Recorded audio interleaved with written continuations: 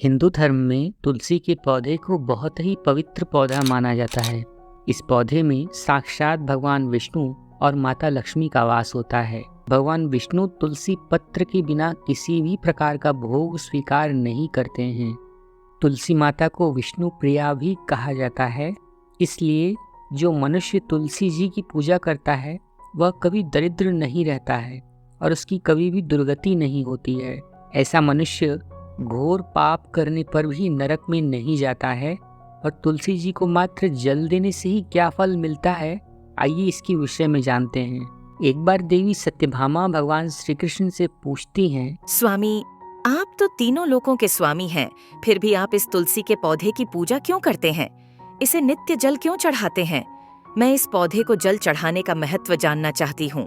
तब भगवान श्री कृष्ण कहते हैं, हे देवी सत्यभामा, तुलसी साक्षात लक्ष्मी का ही रूप है। इनकी नित्य पूजा करने के करोड़ों लाभ है। इन्हें जल चढ़ाने मात्र से ही मनुष्य के करोड़ों पाप नष्ट हो जाते हैं। तुलसी जी को जल देने का महत्व बताने से पहले मैं तुम्हें एक अत्यंत प्राचीन कथा सुनाता हूं। इस कथा के माध्यम से तुम्हें तुम्हारे सारे प्रश्नों के उत्तर मिल जाएंगे, इसीलिए तुम इस कथा को ध्यान से सुनो। श्री कृष्ण कहते हैं, हे देवी, जो भी मनुष्य केवल इस कथा का श्रवण कर लेता है उसे 100 वर्षों तक तुलसी को जल देने का फल प्राप्त होता है। तब देवी सत्यभामा कहती हैं, हे प्रभु, मैं इस कथा को अवश्य सुनना चाहती हूँ। आप मुझे वह कथा सुनाइए, मैं इसे पूरे ध्यान से सुनूंगी। तब भगवान श्री कृष्ण देवी सत्यभामा को तुलसी जी को जल देने के महात्म्य की कथा सुनाते हैं। वो कहते हैं कि हे देवी, यह बहुत प्राचीन कथा है जो बहुत ही उत्तम और पुण्य फलों को देने वाली है। पूर्व काल की बात है, अवंतिकापुरी में धनेश्वर नाम का एक ब्राह्मण रहता था। वह जन्म से तो ब्राह्मण था, किंतु वह कर्म से भ्रष्ट और कपटी बुद्धि वाला तथा कंबल और चमड़े को बेचकर धनार्जन करता था। वह अत्यधिक झूठ बोलता था और उसका मन हमेशा बुरे कार्यों में ही प्रवृत्त रहता था।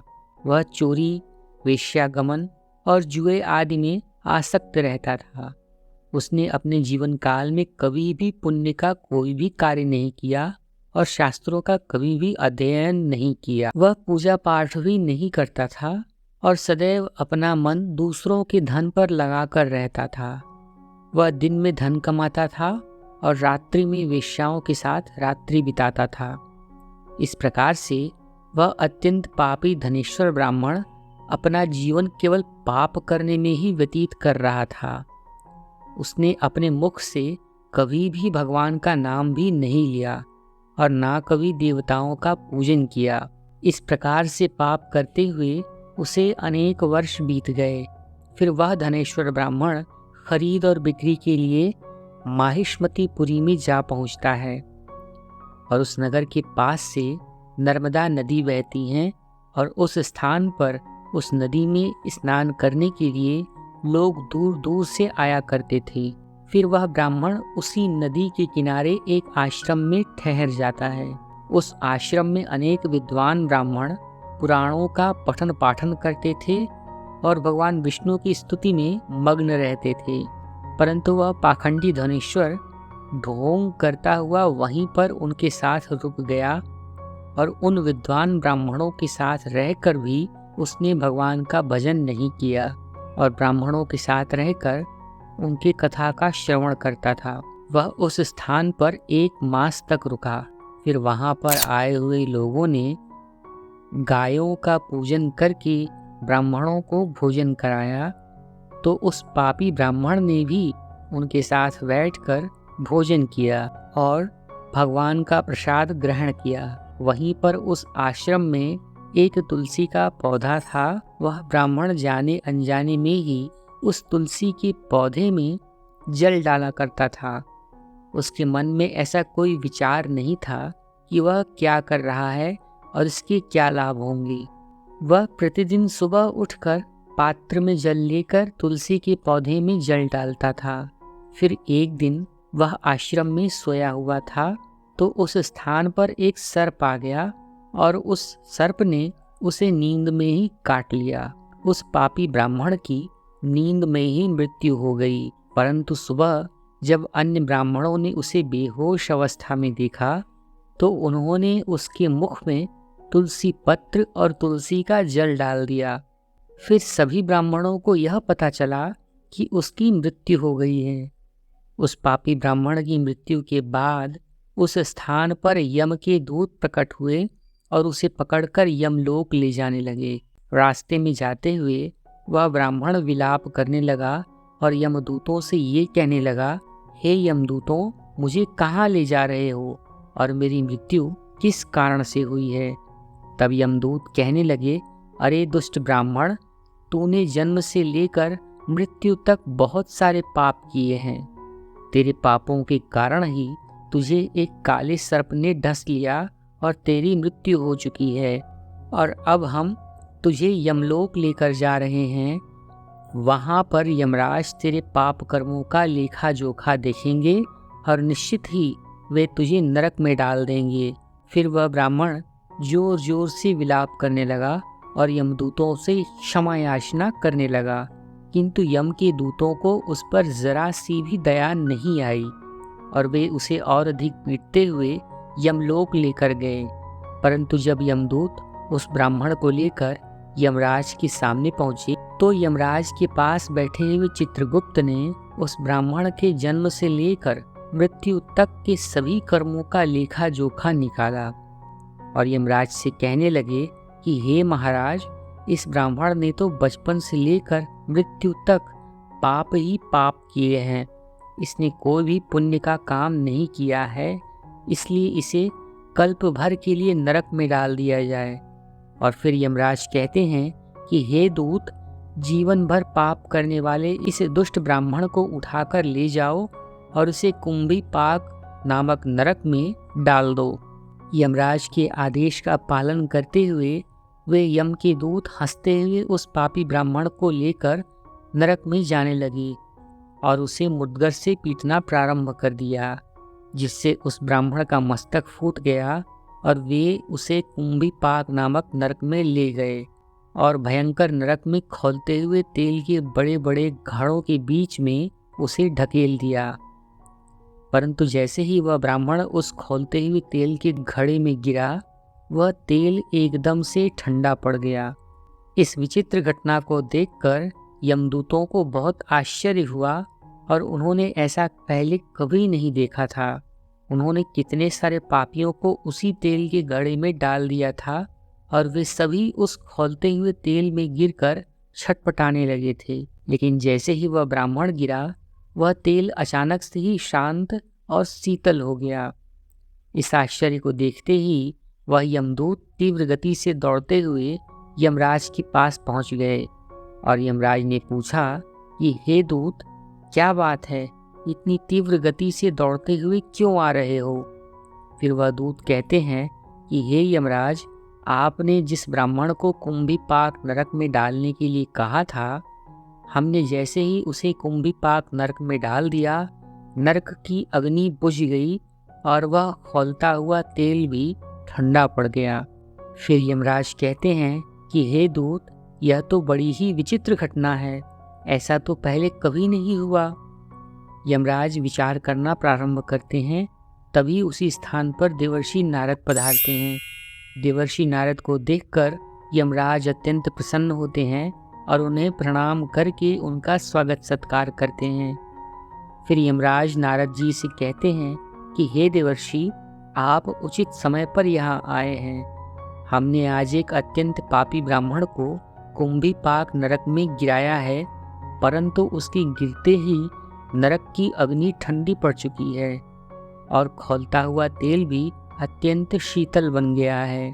तब देवर्षि नारद यमराज से कहने लगते हैं कि हे धर्मराज, आपने जिस ब्राह्मण को कुंभी पाक नरक में डाला है, वह नरक में डालने योग्य नहीं है, क्योंकि इस ब्राह्मण के द्वारा अनजाने में ही ऐसा कर्म हो गया है जो नरक का नाश करने वाला है।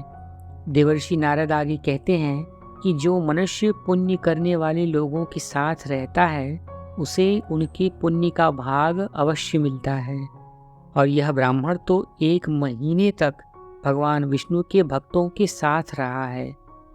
इस ब्राह्मण ने आश्रम में रहते हुए नित्य तुलसी जी को जल अर्पित किया है, इसलिए यह बहुत बड़ा पुण्यवान बन गया है। इसके समस्त पाप नष्ट हो गए हैं। यह ब्राह्मण अब विष्णु लोक में जाने का अधिकारी बन गया है। इस ब्राह्मण ने अनजाने में ही इतना पुण्य कमाया है जो जन्म जन्मांतर में मनुष्यों को प्राप्त नहीं हो पाता है। इसलिए आप इसे नरक में न पकाइए। इस ब्राह्मण के पापों के लिए इसे केवल इतना दंड दो कि इसे नरक लोक का दर्शन कराओ। देवर्षि नारद की बात सुनकर यमराज अत्यंत प्रसन्न होते हैं और ब्राह्मण को कुंभीपाक नरक से निकाल कर लाते हैं और अपने दूतों से कहते हैं कि हे दूत, इस ब्राह्मण महात्मा को ले जाओ और संपूर्ण नरकों का दर्शन कराओ। फिर यम के दूत उस ब्राह्मण को ससम्मान ले जाते हैं और संपूर्ण नरक लोक के दर्शन कराने लगते हैं। इसके बाद भगवान श्री कृष्ण कहते हैं कि हे देवी सत्यभामा, इस प्रकार से यम के दूत उस ब्राह्मण को संपूर्ण नरकों के दर्शन कराते हैं और यक्षलोक में ले जाते हैं और फिर इस प्रकार से वह ब्राह्मण एक यक्ष बन जाता है। श्री कृष्ण कहते हैं कि हे देवी, वनस्पति नाम तुलसी, मासा नाम कार्तिक, प्रिय एकादशी तिथि नाम च क्षेत्र नाम द्वारका। अर्थात मुझे वनस्पतियों में तुलसी, महीनों में कार्तिक और तिथि में एकादशी तथा क्षेत्र में द्वारिका अत्यंत प्रिय है। इसलिए जो मनुष्य तुलसी जी की नित्य पूजा करता है, तुलसी जी को जल देता है, वह मुझे सबसे अधिक प्रिय है। उस मनुष्य की कभी भी दुर्गति नहीं होती है, वह कभी भी नरक में नहीं जाता है। जिन घरों में तुलसी जी का पौधा सदैव हरा भरा रहता है, उस घर में सुख, शांति और समृद्धि बनी रहती है। भगवान विष्णु की पूजा में और उन्हें चढ़ाए जाने वाले भोग में तुलसी दल का अवश्य प्रयोग करना चाहिए, क्योंकि तुलसी दल के बिना भगवान विष्णु किसी भी प्रकार का भोग स्वीकार नहीं करते हैं। इसलिए प्रत्येक घर में तुलसी जी का पौधा अवश्य होना चाहिए। अगर आपके घर में तुलसी जी हैं तो सुख, शांति और समृद्धि के लिए तुलसी जी को चुनरी आदि अवश्य चढ़ाना चाहिए। परंतु हमेशा ध्यान रहे कि तुलसी जी का पौधा चुनरी के बिना अधूरा ही होता है। तुलसी जी केवल एक पौधा ही नहीं है, अपितु वह देवी हैं और भगवान शालिग्राम की पत्नी हैं। इसलिए तुलसी जी को चुनरी अवश्य ही चढ़ाना चाहिए। ऐसा करने से पति पत्नी में प्रेम और विश्वास बना रहता है। साथ ही घर में रहने वाली महिलाएं सदा सुहागिन और सौभाग्यशाली रहती हैं। तुलसी जी का विवाह भी अवश्य करना चाहिए। इससे मनुष्य के सभी दुखों का अंत होता है और कुंवारी कन्याओं को सुंदर पति की प्राप्ति होती है और उनका सांसारिक जीवन सुखमय बीतता है। तुलसी जी के पौधे के पास अपने मुख से अपशब्द नहीं बोलने चाहिए। तुलसी जी के पास से भूल से भी जूते, चप्पल अथवा झाड़ू, पोंछा आदि नहीं रखना चाहिए। इसे पाप माना गया है। जहाँ पर तुलसी जी का पौधा होता है, उस स्थान के आसपास थूकने से घोर अनर्थ होता है। तुलसी जी के पास जल से भरा हुआ पात्र भी नहीं रखना चाहिए। तुलसी जी के पौधे के पास दीपक जलाने के बाद दीपक शांत होने पर वहां से हटा लेना चाहिए, क्योंकि तुलसी के नीचे बुझा हुआ दीपक रखना अशुभ माना जाता है। जिस स्थान पर भी तुलसी जी का पौधा होता है, उस स्थान को हमेशा ही स्वच्छ रखना चाहिए। इसलिए नियमित रूप से तुलसी जी के पौधे के पास साफ सफाई आदि का विशेष ध्यान रखें। तुलसी जी के पौधे में शिवलिंग और गणेश जी की प्रतिमा नहीं रखनी चाहिए। साथ ही तुलसी जी की गमले के पास में अन्य किसी भी प्रकार का पौधा रखना अशुभ माना जाता है। तुलसी जी के पौधे के पास कपड़े भी नहीं सुखाने चाहिए, अन्यथा कपड़ों से गंदा जल भी तुलसी जी के पौधे पर गिर सकता है। ऐसा ध्यान रहे कि तुलसी जी के पौधे को नाखून से नहीं तोड़ना चाहिए। इससे तुलसी जी का अपमान होता है। यदि तुलसी जी के पत्ते सूख कर गिर जाते हैं तो उन्हें कचरे आदि में नहीं फेंकना चाहिए, अपितु उन्हीं पत्तों को आप तुलसी जी की मिट्टी में ही दबा दें। रविवार के दिन तुलसी के पत्ते नहीं तोड़ने चाहिए। रविवार को तुलसी जी को जल भी नहीं चढ़ाया जाता है।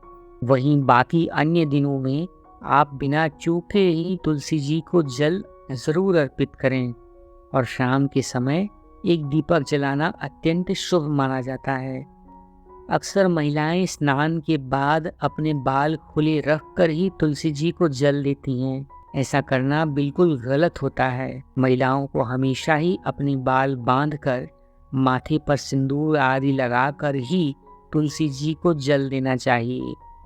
इससे तुलसी जी का आशीर्वाद भी प्राप्त होता है और घर में बरकत भी होती है। घर में तुलसी जी का पौधा लगाते समय यह ध्यान रखें कि इसके लिए गंदी मिट्टी का उपयोग ना करें। तुलसी जी के पौधे के लिए शमशान की अथवा गंदगी वाले स्थान की मिट्टी का कभी भी उपयोग नहीं करना चाहिए। इससे तुलसी जी रूठ जाती हैं और सूखने लगती हैं। तुलसी जी का पौधा कभी भी गंदे स्थान पर नहीं लगाना चाहिए, जैसे नाली अथवा बाथरूम के पास तुलसी जी का पौधा कभी नहीं रखना चाहिए, अन्यथा गंदा पानी तुलसी जी के पौधे में गिर सकता है, जो बहुत ही अशुभ माना गया है। घर में तुलसी जी का पौधा कभी नहीं सूखना चाहिए। वहीं तुलसी जी का पौधा जमीन से कुछ ऊंचाई पर होना चाहिए। शास्त्रों में ऐसी भी मान्यता है कि तुलसी जी का पौधा सूख जाने पर किसी घोर विपत्ति की सूचना देता है। घर में तुलसी जी का पौधा सूख जाए तो घर की सुख और समृद्धि नष्ट होने लगती है। वहीं सूखी हुई तुलसी जी में माँ लक्ष्मी का वास नहीं होता है। शास्त्रों के अनुसार मासिक धर्म के दौरान महिलाओं को तुलसी जी के पौधे में जल नहीं डालना चाहिए और तुलसी जी को स्पर्श करना भी इस काल के दौरान वर्जित माना गया है। तुलसी जी को बिना स्नान किए हुए भी स्पर्श करना अथवा जल नहीं देना चाहिए। वहीं पैरों में चप्पल आदि पहनकर भी तुलसी जी को जल अर्पित ना करें। तुलसी जी को जल देते समय यह ध्यान रखें कि वह जल आपके पैरों पर ना पड़े। इससे तुलसी जी का भी अपमान होता है और आपको भी कष्ट उठाने पड़ते हैं। भगवान श्री कृष्ण कहते हैं कि नित्य तुलसी जी के दर्शन करने से भी मनुष्य को स्वर्ग की प्राप्ति होती है और तुलसी दल के सेवन से उसके सभी पाप नष्ट हो जाते हैं। तुलसी जी का पौधा हमेशा ही अपने घर के आंगन में लगाना चाहिए।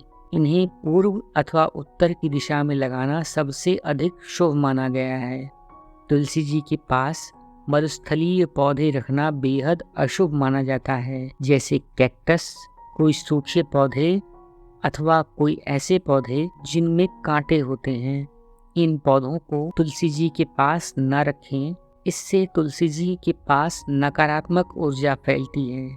शास्त्रों में भी ऐसा कहा गया है कि जिन पौधों से हरी भरी कलियों की उत्पत्ति ना हो, उसके स्थान पर कांटे निकलते हों, तो ऐसे पौधों को तुलसी जी के पास कभी रखना ही नहीं चाहिए। साथ ही साथ कांटे वाले पौधे घर में नहीं लगाने चाहिए। परंतु यदि आपके घर में बिल्व पत्र और गुलाब के फूल हैं तो इन्हें अपवाद माना गया है, कारण कि बिल्व के वृक्ष से भगवान शिव का गहरा संबंध है और गुलाब के कांटों से ही गुलाब के नए फूल विकसित होते हैं। इसलिए इन दोनों को छोड़कर अपने घर में किसी भी प्रकार के कांटेदार वृक्ष अथवा पौधों को नहीं लगाना चाहिए। शास्त्रों में केले के पौधे का विशेष महत्व बताया गया है। तुलसी जी के पास यदि आप केले का पेड़ लगाते हैं तो इससे आपको कई गुना अधिक फल प्राप्त होंगे। केले के वृक्ष में भगवान विष्णु का प्रत्यक्ष वास होता है और इसे तुलसी जी के पास लगाने से घर में सुख और समृद्धि आती है। तुलसी जी के पौधे में शालिग्राम जी को भी अवश्य रखना चाहिए। तुलसी जी के गमले में शालिग्राम रखने से तुलसी जी का और भी अधिक शुभ प्रभाव आपको देखने को मिलेगा। शालिग्राम भगवान विष्णु जी का निराकार रूप माना जाता है।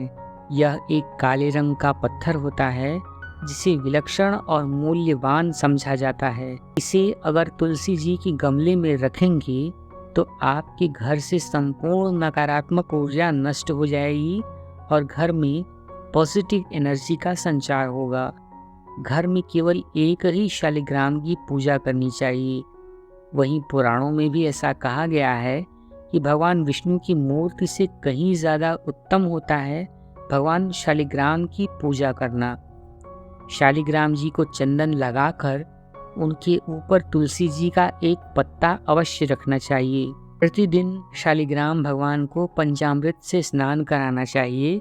यदि ऐसा संभव ना हो सके तो आप शुद्ध जल से भी उन्हें स्नान करा सकते हैं। ऐसा करने से सभी जन्मों के पाप नष्ट होते हैं और शालिग्राम जी प्रसन्न होते हैं। शालिग्राम सकारात्मकता, सात्विकता और शुभ फलों के प्रतीक हैं। तो दर्शकों, कुछ इस प्रकार से भगवान श्री कृष्ण ने देवी सत्यभामा को तुलसी जी के पौधे को जल देने का महत्व बताया है और घर में तुलसी जी का पौधा लगाने के कुछ ज़रूरी नियम बताए हैं। आपको यह संक्षिप्त कथा कैसी लगी, आप इस बात को कमेंट करके हमें ज़रूर बताएं और आप तुलसी जी में किन बातों का ध्यान रखते हैं इसे भी ज़रूर कमेंट करें। और अगर वीडियो पसंद आई है तो इस वीडियो को लाइक कीजिएगा। और अगर आपको ऐसी कथाएं और सनातन धर्म से जुड़ी हुई ऐसी वीडियोस देखना अच्छा लगता है तो आप मेरे चैनल सनातनी ज्योतिष को सब्सक्राइब कर सकते हैं। इससे आपको आगे धर्म, अध्यात्म और रहस्यमय वीडियोस देखने के लिए मिलती रहेंगी। आप सभी का बहुत बहुत धन्यवाद हमें यहाँ तक देखने और सुनने के लिए। जय माँ तुलसी, जय भगवान शालिग्राम।